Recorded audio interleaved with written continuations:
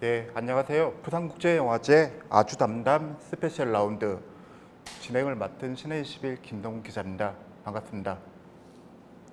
한국영화의 오늘 부분과 뉴커런츠 섹션에 초청을 받은 한국영화 4편의 감독님들을 모시고요. 각자의 영화를 소개하고 이제 작업했던 이야기들을 자유롭게 나누려고 합니다. 그래서 제가 본격적으로 질문을 시작하기 전에 제 옆에 앉으신 감독님들을 차례대로 소개하겠습니다. 바로 이제 순서대로 세일회를 만든 박강 감독님, 예.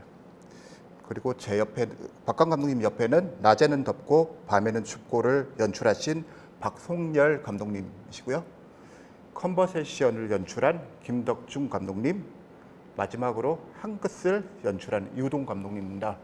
일단 이제 본격적으로 제가 질문을 드리기 전에 감독님 네 분 간단한 인사 말씀 듣겠습니다. 일단 박강 감독님부터 부탁드리겠습니다. 네, 안녕하세요. 세일에 쓰고 연출한 박강입니다. 네, 안녕하세요. 낮에는 덥고 밤에는 춥고 연출한 박송열입니다. 반갑습니다. 네, 안녕하세요. 저는 컨버세이션 연출한 김덕중입니다. 반갑습니다. 네, 안녕하세요. 저는 한끝을 연출한 이우동이라고 합니다. 반갑습니다. 네, 감사합니다. 사실 이제 관객들 영화들을 보신 관객분들도 많으시겠지만 네 편 모두 이제 장르도 이제 소재도 형식도 이제 제각기 다른 작품인데요. 네 분께 일단 각자 이제 올해 부산에 가지고 오신 영화들을 어떻게 만들게 되셨는지 계기부터 여쭤보도록 하겠습니다. 일단 세일회를 연출하신 박강 감독님께 드려야 될 것 같은데 제목이 아기가 태어나면 이제 부정탈까봐 이제 일정 기간 동안 외부인에게 아기를 보이지 않거나 이게 만나지 못하게 하는 민간 신앙의 어떤 단어로 알고 있는데 어떤 계기로 이 소재를 한 영화를 이야기를 해야 되겠다라고 이제 생각을 하셨는지요? 예전에 제가 경험했던 일들 중에 이제 제가 지인분의 문상을 하러 갔을 때 이제 그 자리에 오셔야 되는 분이 아이를 가졌었고 아기가 이제 막 태어났었고 그래서 이제 그 아기가 태어나신 분이 인사를 전해달라고 저한테 연락을 하셨었어요. 그래서 이제 축하를 받아야 될 분이 굉장히 죄송하다면서 인사를 전해달라고 하셨고 이제 상주분으로 계셨던 분은 굉장히 슬픈 상황인데도 불구하고 반대로 굉장히 축하한다고 내가 연락을 하겠다, 너무 잘됐다, 축하한다 라고 하는 그런 상황이 있었는데 그게 되게 저한테는 그 순간이 되게 영화적 순간이어서 언젠가 한번 이런 이야기를 좀 확장시켜 봐야겠다라고 예전부터 갖고 있었고 이제 이번에 그걸 시나리오 써서 찍었던 것 같습니다. 사실은 이제 주인공 아빠죠. 아기의 아빠. 네. 남자가에게 뭔가 이제 불길한 일들이 이제 벌어지게 된 계기가 이제 예전에 사귀었던 여자친구의 장례식장에 가면서 벌어지는데 사실 아기를 이제 낳고 이제 육아를 해보신 관객들은 너무 공감되는 게 절대 아기가 한 100일 정도 될 때까지는 장례식장에 가지 마라 이제 이런 얘기들이 많은데 그것도 사실은 이제 시나리오를 쓰실 때 이제 그런 부분들을 사건이 전환되는 어떤 계기로 좀 활용을 하면 되겠다라고 판단을 하신 건가요? 이제 아까 말씀드린 경험을 바탕으로 이제 시나리오를 만들어 갔었는데 저는 이 시나리오를 쓸 때 약간 구조적인 거를 많이 생각을 하는 것 같아요. 그래서 굉장히 371이라는 세일회라는 기간과 그리고 3일장이라는 그 기간, 의식을 하는 기간과 이런 것들이 같이 맞물려서 장례식 1일차, 2일차, 3일차 이런 식으로 진행되고 있는 것들이 저한테는 뭔가 아기가 태어난 상황과 한쪽은 이제 이 새로운 연이 생기는 상황과 한쪽으로는 이전 연을 맺는 상황과 이런 것들이 맞물려 가면 굉장히 매력적일 것 같다라고 생각을 해서 썼던 것 같아요. 그래서 사실은 이제 그냥 한국에 살아가는 사람들은 한 번쯤은 들어봤을 법한 그런 아이디어를 이제 장르적으로 이제 굉장히 어떤 장르를 최대한 적극적으로 활용을 해서 이제 서스펜스를 구축을 하고 또 이제 꿈인지 현실인지 이제 사실 구분하기 힘든 그런 상황들을 연출을 한 점이 굉장히 흥미로운 영화였습니다. 더 자세한 이야기는 이따가 다시 이제 여쭙기로 하고요. 그 박송열 감독님, 네. 예, 낮에는 덥고 밤에는 춥고. 사실 저는 이제 제목만 보고는 이제 주요 배경이 옥탑방에서 벌어지는 이야기인가라고 이제 처음에 생각했다가 영화를 보니까 또 그건 아니고 이제 대부분 이제 지금 시대를 살아가는 이제 많은 서민들이 공감을 할 만한 이제 말로 이제 제목을 만드신 것 같은데, 그 젊은 부부가 주인공으로 하는 블랙 코미디이고요. 그 어쨌든 매일 궁금한 삶을 살아가고 이제 일자리를 알아보는데, 그럼에도 불구하고 이제 어떤 최소한의 인간으로서의 어떤 윤리 의식이라든가 도덕성이라든가 잊지 않으려고 노력하는 모습이 저는 굉장히 인상적이었는데, 감독님께서 처음에 이 이야기를 이제 해야 되겠다라고 구상을 하신 계기가 무엇인가요? 예, 사실은 그 이 이야기를 먼저 해야겠다 이걸 먼저 생각하지는 못했고, 그러니까 제 개인적으로 그 이 영화를 만들고 싶은 마음이 너무 강했는데 어떻게 만들어야 될지 뭐 그런 고민의 연속이었고, 그러니까 이 영화 같은 경우는 사실은 이제 제작 방식 그 제작 어떤 제가 이제 이 영화 거의 셀프 카메라 방식이라고 제가 말을 하고 다니는데요. 뭐 카메라 세워두고 뭐 저희가 들어가서 연기하고 뭐 이런 식으로 작업을 하는 방식을 먼저 생각을 했거든요. 그래서 이런 제작 환경이라면은 어떤 이야기를 할 수 있나 그거를 고민하다 보니까 이 제작 방식이 어울리는 그러니까 환경이 먼저 정해지는 셈이죠. 그래서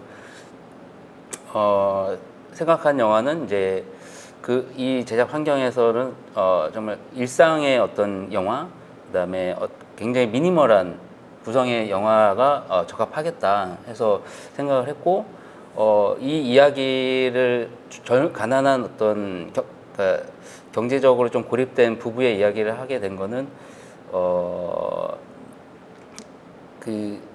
일단 이제 제 어떤 실제 삶에서 좀 영감을 좀 많이 받고 그래서 하게 됐고요. 그래서 그러니까는 뭐 결론적으로는 어쨌든 제작 방식이 먼저 정해지고 그다음에 이 방식에서 어울리는 그 어떤 이야기를 찾다 보니까 가난한 젊은 부부의 이야기가 그때 당시에 이제 코로나 시국도 많이 막 본격화된 시기여서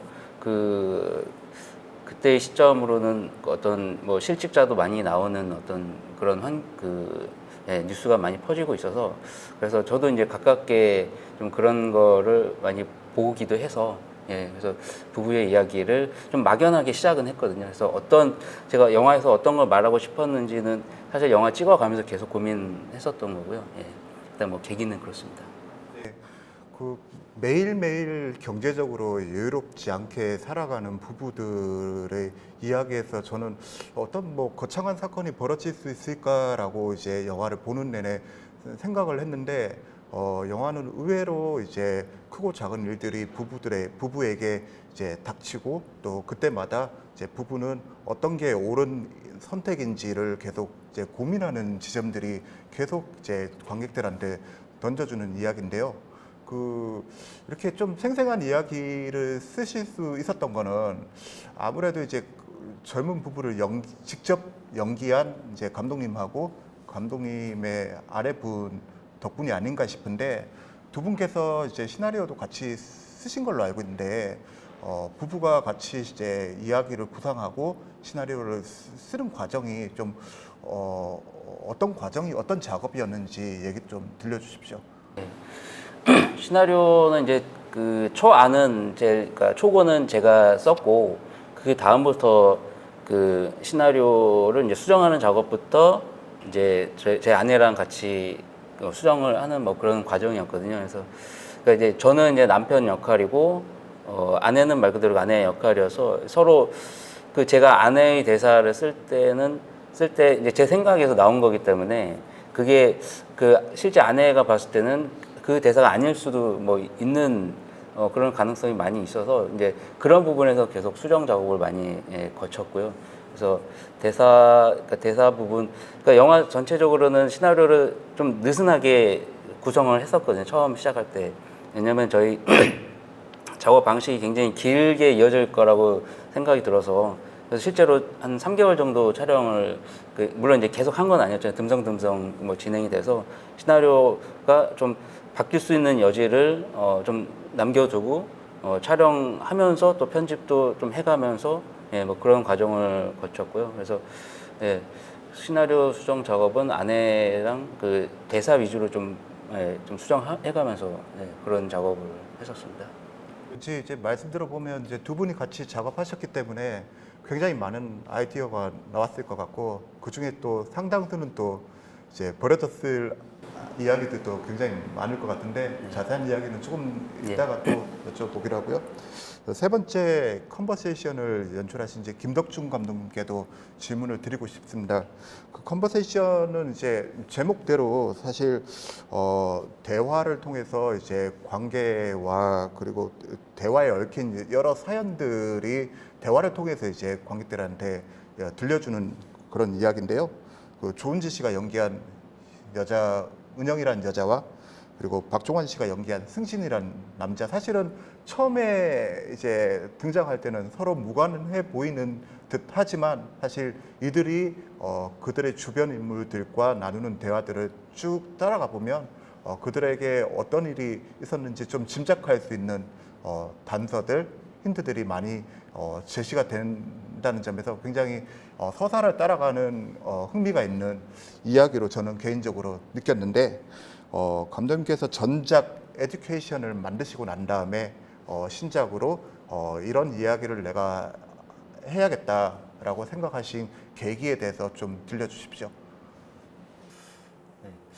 컨버세이션을 만들었던 게 이제 그 전작의 약간 개봉 시기 그때쯤이었는데 사실 에듀케이션이 촬영이 한 2018년도니까 그 다음에 한 2년 정도 흐른 거였어요. 그때 뭔가 영화를 또 만들어야 되겠다. 이제 전작은 이제 마무리가 돼 가는데 그러면 이제 내가 할 수 있는 영화, 그러니까 자체적으로라도 할 수 있는 걸 만들어야겠다는 생각이 좀 들었던 게 좀 다른 시나리오도 좀 쓰긴 썼지만 약간 자본의 힘과 펀딩이 함께 동반된다고 한다면 이게 언제 도대체 만들어질 수 있는 거지? 너무 아득한 거예요. 그래서 그거는 그거대로 하고 약간 내가 약간 백수가 아니고 영화 작업 계속 하고 있습니다라는 어떤 그런 저 스스로의 당위와 같은 마음가짐으로 시작을 했어요. 그래서 앞서 대답 해주셨던 박준영 감독이랑 좀 비슷한데 그럼 자체적으로 할 수 있는 범위를 먼저 규정을 하고 프로덕션을 먼저 규정하고 이 안에서 그럼 내가 무슨 얘기를 할 수 있지?라고 했을 때 흥미로웠던 부분이 그래도 막 저희가 작업할 때 카페 같은 데 또 많이 가잖아요. 그러면 저희 또 집중이 안 되니까 옆자리 이렇게 막 수다 열심히 떨고 계시면 그거 너무 재밌게 또 한창 듣고 있고 그러거든요. 그러면은 그렇게 중요한 뭐 주제에 대해서 이야기하지 않더라도 저들이 지금 재밌게 이야기하고 있는 저 대화 그 자체의 흥미로움을 영화로 한번 표현해 보면 어떨까라고 해서 그 컨텐츠를 대화로 한번 삼아봤고 거기서부터 좀 출발을 했어요. 그래서 형식이 먼저 좀 정해졌고 그 안에서 할 수 있는 거를 찾아 나간 게 대화 쪽이어서 그래서 컨버세이션이 됐습니다. 네, 감사합니다. 그 영화에는 이제 등장인물들이 전화를 통해서 혼자 독백하듯이 하는 대화가 있고 또 누군가를 만나가지고 그 상황에 맞게 대화를 나누는 이제 대화들도 있는데 굉장히 대화들이 많은 영화다 보니까 그 감독님께서 그 영화에 등장하는 대화들을 시나리오 작업할 때 다 쓰시고 그것대로 찍으신 건지 아니면 감독님께서 먼저 시나리오를 쓰시고 배우들이 합류하면서 배우들 생각을 또 듣는 과정에서 또 수정해 나가면서 또 살을 붙인 작업인지 이 대화를 어떤 식으로 만들었는지 궁금하더라고요. 네, 그 시나리오 쓰면서 이제 이거는 어떤 배우님이 했으면 좋겠다라고 조금 예상을 하기도 했는데 실제로 그렇게 구현이 많이 됐어요. 근데 제가 시나리오를 조금 빨리 썼거든요. 되게 그냥 원래 제가 메모했던 것들을 막 다 거기다 쏟아 부었다 보니까 바로 즉석에서 생각한 건 아니고 옛날에 했던 메모들을 거기다가 다 써먹은 거죠. 그렇게 해서 좀 엉성했어요. 사실 초고가 그러니까 엉성했는데 이제 배우님들과 함께 대화하면서 얘기 나누면서 좀 고쳐 나가야겠던데 근데 결과적으로는 이게 많이 고쳐지진 않았어요. 거의 초고랑 비슷한데 제가 지금 생각해 보면은 이게 어떤 중요한 어떤 스토리 라인이 있고 뭐 거기에 뭐 정교한 그런 형식의 대화가 아니라서 오히려 엉성한 그 형태의 말들이 더 흥미로웠게 제가 느껴졌나 봐요. 그래서 초반에는 약간 즉흥 연출에도 한번 도전해 볼까라고 생각을 하고 조금 혼란스럽기도 했는데 하다 보니까 근데 이게 오히려 초코의 엉성함 그대로 그냥 가져가는 게 더 낫겠다.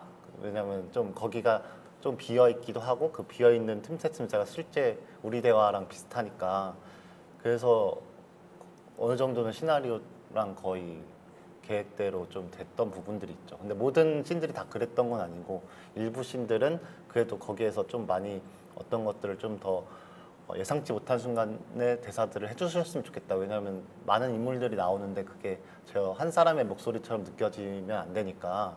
그래서 촬영 때 조금 바꾼 건 있지만 어느 정도 시나리오대로 좀 따라간 면이 있습니다. 예. 사실 이제 배우들과 같이 만들어가는 재미가 있었던 작업이었네요. 예, 감사합니다. 그 마지막으로 오래 기다리셨죠. 아닙니다. 더 그 길게 하셔도 되는데. 한 끝을 연출하신 이우동 감독님께 그 이제 보통 이제 형사들이 범인을 잡는 그런 이야기가 아니라 이제 잡아둔 범인을 어떻게 다시 범죄 현장을 조작을 해가지고 네네. 또 재연 프로그램 방송을 불러서 이제 형사들이 그걸 그대로 재현하는 이제 그렇게 벌어지는 네네. 이야기인데 물론 이제 이 영화는 이제 굉장히 장르 영화 형식을 띠고 있고 그 안에서 장르 영화에서 우리가 흔히 형사 영화에서 볼 법한 그런 장르적인 규칙들을 굉장히 적극적으로 활용하는 네네. 영화인데 사실은 영화 메시지는 뭐 어쨌든 사실 가해자하고 피해자는 사실 별 차이가 크게 네네. 나지는 않는다라는 네네. 이제 메시지를 던지는 영화잖아요. 네네. 그 이런 이야기를 좀 범죄 영화 같은 형사 영화 같은 이제 장르로 좀 풀어봐야 되겠다라고 생각하시게 된 동기부터 여쭤봐야 될 것 같습니다. 네네. 일단 제가 그 한마음의 집이라는 조현병 환자분들이 모여 사는 집단이자 기관인 곳이 있는데 그곳에 이제 대표님께서 조현병 환자에 대한 인식을 개선하는 영화를 한번 만들어 봤으면 좋겠다라는 이제 제안을 하셨고 그 전에도 그러한 영화를 만들었었어요. 그 기관에서. 근데 좀 교육적인 측면이 강하니까 그 보는 사람들이 관심을 안 갖는다고 하더라고요. 그래서 이번에는 좀 극영화로 뭔가 조금은 자극적이더라도 사람들에게 이 영화를 보는 관객들에게 관심을 갖게 했으면 좋겠다라는 이야기를 듣고 많은 논의 끝에 만든 영화가 한 끝이라는 영화입니다. 그래서 대표님과 그 상의를 하면서 그 조현병 환자분들이 모여 사시는 그곳에 가서 저는 상상해서 글을 쓰는 것보다는 인터뷰하면서 글을 완성하거든요. 그래서 그분들의 말을 많이 듣고 반영해서 만든 영화이기도 하죠. 예. 사실은 이제 그 옛날에나 많이 벌어지는 네네. 이제 일인 줄 알았는데 그 요즘에도 그런 경우가 간혹 있나 보죠. 아니요. 그 예전에 있었던 그 사건을 가지고 사실 뭐 조현병 환자다 일반인이다 뭐 이런 문제가 아니라 인간의 본성은 늘 똑같잖아요. 뭐 옛날 시기도 그렇고 지금도 그렇고 그 자기의 욕심 때문에 한 공간에서 이제 부딪히는 영화를 만들어 보자라는 이야기를 했었고 거기 사실 아까 진행자분께서 말씀하신 것처럼 어떻게 보면 지금 일어나지 않는 일이기 때문에 이거를 관객들에게 설득시키는 과정을 정말 많은 고민을 했었어요. 그래서 저는 이러한 일이 벌어질 수 있다고 생각하는데 모르겠습니다. 관객분들이 보실 때는 어떻게 보실지는 그거는 관객분들한테 던져 드리는 것 같습니다. 네. 그 성규라는 이제 장애를 가진 이제 조현병 환자 설정을 좀 리얼하게 표현하기 위해서 취재도 많이 하신 네, 걸로 알고 그렇죠. 있는데 주로 이제 취재해서 이제 캐릭터에 취재했던 부분의 어떤 부분들을 캐릭터에 좀 녹이려고 하신 건지요? 조현병 환자분들이 가장 힘들어 하시는 게 환청을 듣는 거라고 하더라고요. 그래서 그 환청 듣는 시퀀스와 또 저희들은 사실 그런 분들을 접할 기회가 많이 없잖아요. 근데 이제 그런 인터뷰를 하면서 알게 되었던 사실이 그 일반인들에게 자기가 그 조현병 환자라는 것을 알게 되게 하면 뭔가 불합리하거나 폭력적인 그 행위들을 많이 당하게 되는데, 그래서 약을 일반인들이 계실 때는 안 먹는다고 하더라고요. 그 두 가지 중점을 배우에게도 설명하고 배우가 직접 거기 가서 그러한 이야기를 듣기도 해서 그 부분을 중점적으로 연기를 하게 했습니다. 네, 처음에 제가 이제 아주 담담 스페셜 라운드 진행을 이제 해달라라고 하면서 제 제안받았던 내용이 감독님들과 좀 공통적인 주제를 가지고 이야기를 해달라는 내용이었는데, 영화를 다 보고 난 다음에 사실 워낙 이제 이 네 분의 영화가 형식도 좀 많이 다 제각기 다르고, 그리고 스타일도 제각기 다르고, 어떤 분 뭐 예를 들면 세일에나 한국 같은 경우는 장르를 굉장히 잘 활용하시면서 그 안에서 이제 감독님들이 이제 추구하는 메시지와 어울리는 그런 변주들을 이제 하는 영화고, 그리고 김덕준 감독님하고 이제 박성열 감독님 영화 같은 경우는 또 스타일이 또 다르고, 그러다 보니까 제가 이제 머리가 굉장히 아팠어요. 근데 네 분의 공통점이 뭔가라고 했을 때 공통적인 거는 모두 영화 속에 등장하는 이제 배우들의 연기가 굉장히 훌륭하다는 것인 것 같아요. 그래서 좀 배우와의 작업이 굉장히 흥미진진한 작업들인 것 같은데 그 공통적인 질문을 한번 이제 이어가 보려고 합니다. 일단 세일에 같은 경우는 사실은 물론 이제 젊은 부부에게 벌어지는 이제 일들은 사실 민간 신혼과 관련된 좀 현상들인데, 사실은 실제로는 그런 일들이 벌어지지는 않잖아요. 그렇죠. 심리적인 부분들이고, 그러다 보니까 이제 영화에서는 이제 배우들이 현실적인 상황도 있고, 그리고 꿈 같은 상황도 있고, 그리고 단순히 이제 심리에서 오는 심리 현상도 있는데, 이런 부분들을 어쨌든 좀 구분해서 관객들한테 표현하는 게 이제 관건이었을 것 같은데, 배우분들과 작업을 하시면서 배우분들하고 주로 어떤 이야기들을 나누었는지 여쭤보고 싶습니다.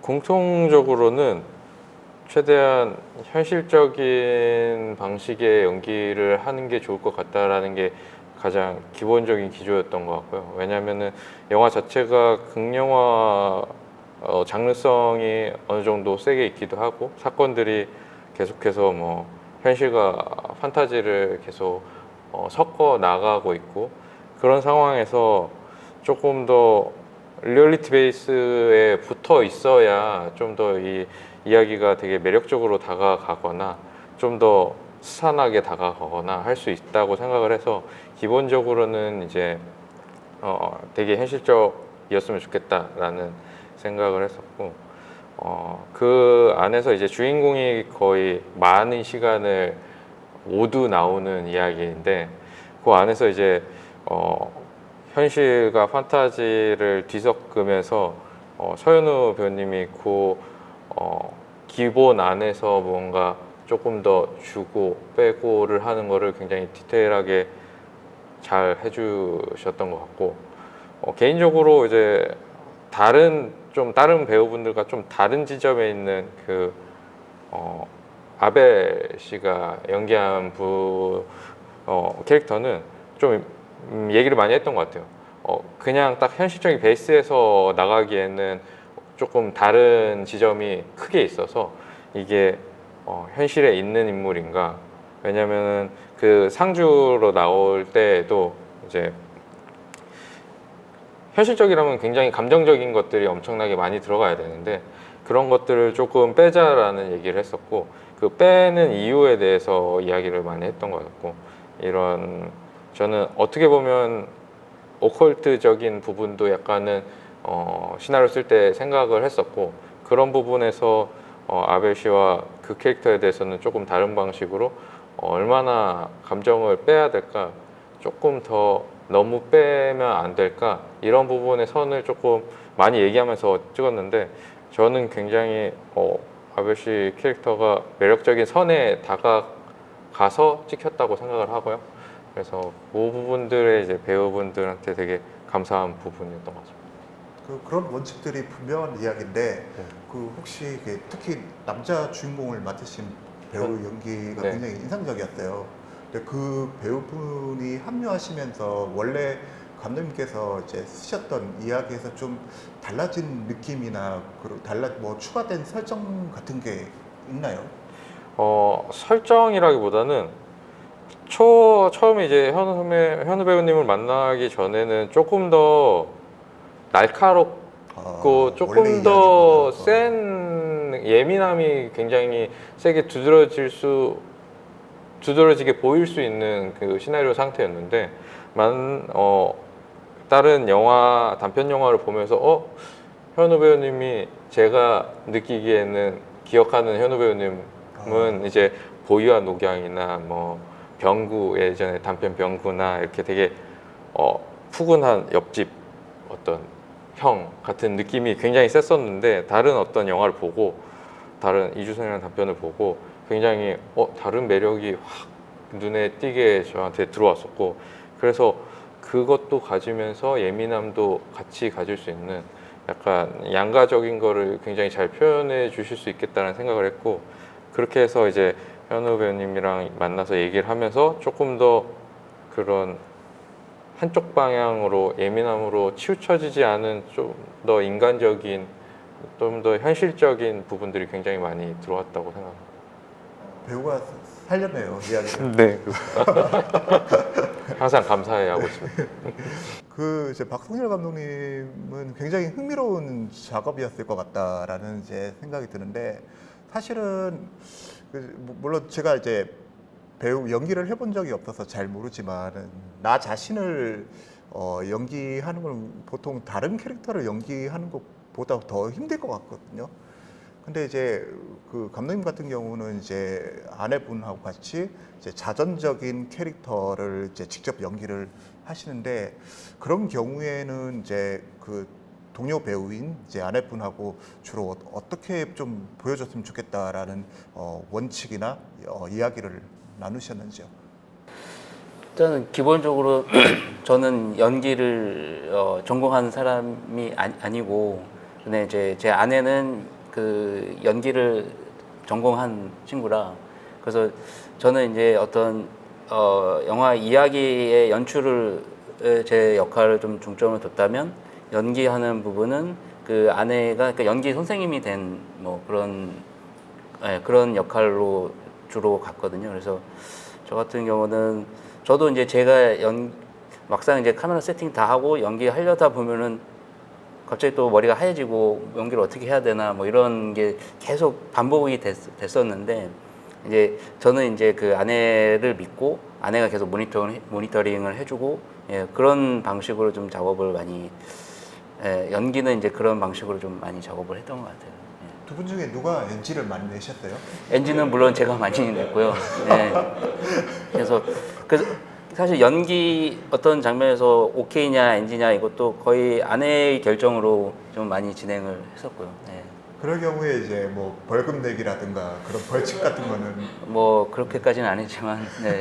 어차피 지금 뭐 벌금을 내봤자 그 돈이고 다 아내가 갖고 있기 때문에요. 네.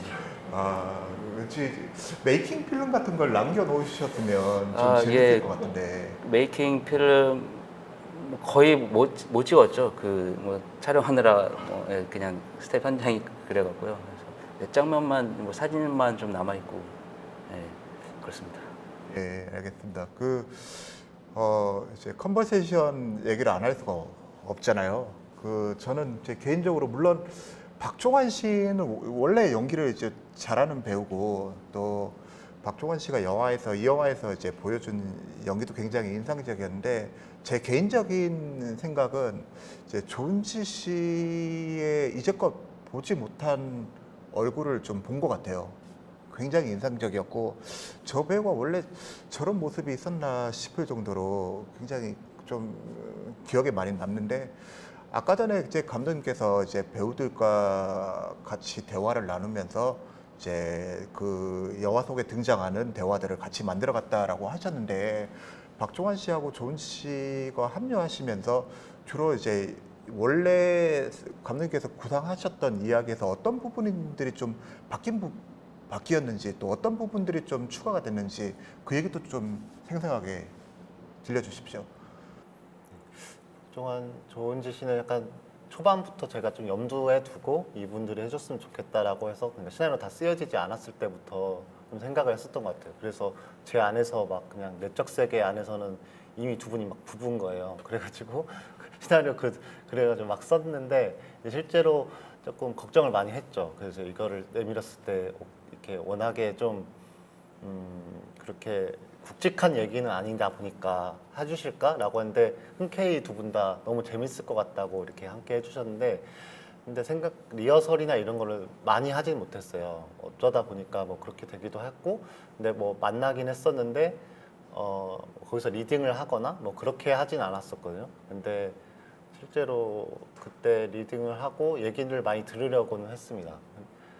했는데 두 분 다 어떤 일부 장면, 뭐 일부 대사에 대한 코멘트는 많이 안 해주시더라고요. 그냥 촬영 날 어떻게 해보면 되지 않을까요? 약간 잘 으쌰으쌰 해보면 되지 않을까요? 왜냐면은 이게 정교한 대사들이 아니었어요. 이미 이 영화 컨셉 자체가 정교하고 경제적일수록 맛이 떨어지는 느낌이 있었기 때문에 하면서 자연스럽게 바꾼지도 모르게 바뀌어지는 부분들 이거를 예상을 하셨던 것 같아요. 저는 약간 걱정이 되긴 했었지만 그리고 실제로 촬영을 진행하면서 뭐 어느 정도 구성의 큰 흐름은 바뀌진 않았지만 자신의 말로 바꿔서 소화를 해주시더라고요. 그래서 저는 너무 고마웠죠. 예, 이게 각자의 인물의 색깔이 묻어나면서 그 구성을 이렇게 따라가 주시니까 서로 너무 흡족했던 작업이었습니다. 예. 근데 사실 영화를 보면 그 아파트 풍경이라든가 아니면 인물들이 걸어가는 어떤 속도라든가 그리고 편집들이 이제 컷이 전환되는 속도라든가 그리고 심지어 인물들 간의 대화하는 속도들이 굉장히 뭔가 그 영화에 등장하는 대화하고도 잘 맞는다라는 좀 리듬이 좀 잘 맞는다는 느낌이 저는 받았는데 그 부분은 감독님께서 현장에서 배우들한테 연출을 하실 때나 그리고 편집 후반 작업 때 편집을 하시면서 좀 의도적으로 좀 관객들이 그렇게 느끼도록 좀 연출하신 부분들이 있나요? 이게 형식이 먼저 정해지고 씬마다 컷이 딱 한 컷씩이 대부분이었기 때문에 약간 속도를 조절하는 게 제일 좀 큰 어려움이었어요. 너무 또 러닝타임이 너무 길어지면 안 되니까. 그래서 그런 부분들은 촬영하면서도 서로 러닝타임을 생각을 하고 약간 컷 전환 같은 거는 미리 좀 계획했던 부분이 있죠. 왜냐면 후반에서 많은 선택지가 있지 않을 거기 때문에 그래서 그런 부분들은 촬영 때부터 좀 많이 고민을 했었던 것 같아요. 예. 감사합니다.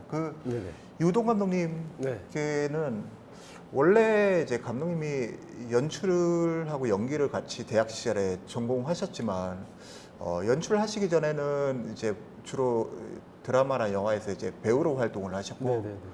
그리고 단편을 연출한 뒤에 사실 이 영화가 첫 장편 연출작인데 네네. 감독님 본인이 주인공 역할을 맡으셨어요. 네네. 이제 물론 다른 배우를 캐스팅하는 방법도 있었을 텐데 도엽이라는 이제 주인공 형사를 이제 내가 직접 해야겠다라고 판단하신 이유가 뭔가요? 뭐 제 주위에서도 알겠지만 제가 영화를 찍는다면 제가 다 주연으로 알고 있어요. 왜냐면 제가 썼으니까. 그래서 제가 연기를 하고 싶어서 글을 쓰는 측면이 많거든요. 이거는 너무 그런 것 같아요. 단편 영화를 찍을 때는 사실 나만 돋보이려고 하는 게 아닐까 해서 좀 미안한 마음이 있었는데 너무 많은 고생을 하니까 아시다시피 여기 뭐 다 감독님들이시는데 혼자서 골방에서 글을 쓴단 말이에요. 이게 쉬운 일이 아니에요. 그래서 이번 영화 찍으면서는 이거를 좀 당연히 좀 느끼자, 좀 이걸 좀 즐겨야 되겠다라고 생각해서 좀 행복하게 촬영할 수 있었습니다. 그 배우이기에 사실 이제 현장에서 물론 이제 이 한 끝이라는 영화가 이제 제한된 공간 안에서 시시각각 네네. 크고 작은 일들이 벌어지면서 이제 전개되는 이야기잖아요. 네네. 그 현장에서 배우이기에 이제 동료 배우들에게 뭔가 디렉션을 주문을 할 때 좀 남다른 좀 방법이 있으실 것 같은데 영업 비밀 좀 알려주십시오. 다른 배우, 네네네. 다른 감독님들이 좀 궁금해하실 것 같아요. 뭐 그런 건 아닌데 저는 개인적으로 그러니까 드라마에서 대본 있는 대사 있는 그대로를 하는 걸 싫어해요. 왜냐하면 분명히 저보다 그 똑같은 대사를 쳤을 때 저보다 잘하는 사람이 있다고 생각하거든요.